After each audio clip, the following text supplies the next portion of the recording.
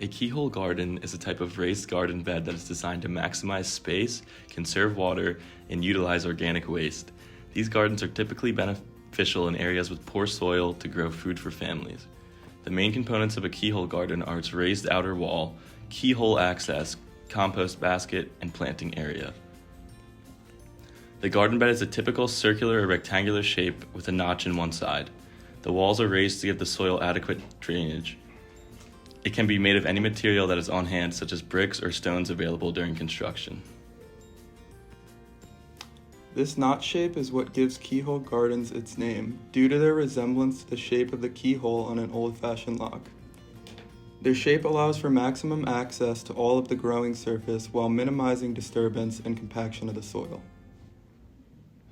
The compost basket is located in the center of the bed and is a source of nutrients and water for the surrounding plants.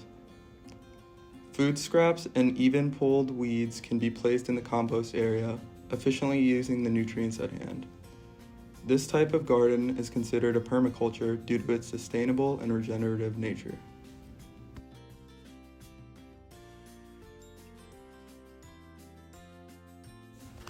Keyhole gardens were developed by the Consortium for Southern Africa Food Security Emergency, or CSAFE. They were first established in the 1990s for residents of Lesotho, a small nation in southern Africa subject to frequent droughts and soil erosion.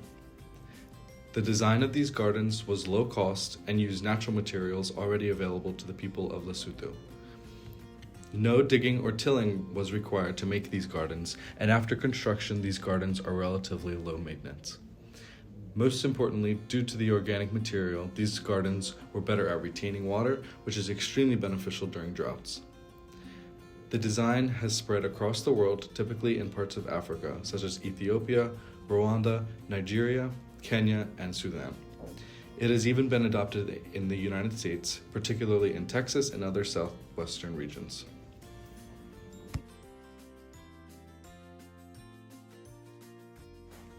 Keyhole gardens also have an effect on gender equality. Women in this region in Africa are typically responsible for collecting water and growing food. Because of this, women are the ones more heavily affected by climate change and droughts. With the design of the keyhole garden, they need up to 70% less water than a typical garden. Additionally, the gardens can utilize gray water, which is recycled from washing or bathing. Due to the reduced use of water, women will be able to spend less time collecting water and have more time for other activities.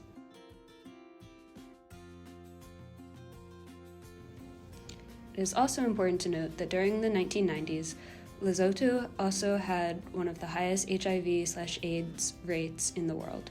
This garden helped accommodate the sick and weakened people who still needed an efficient way to produce food. The elevated bed made it easier for people with mobility issues, as they didn't need to bend over and could lean on the walls if they got tired, and everything was within an arm's reach.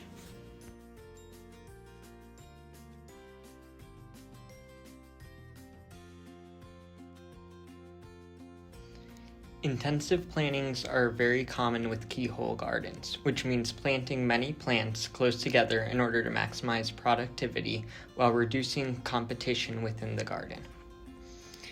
Plants that do really well in keyhole gardens are typically leafy green plants and small root vegetables.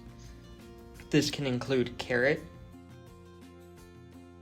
onion, beets, radish, turnips, garlic, lettuce, Swiss chard, spinach, mustard, and herbs.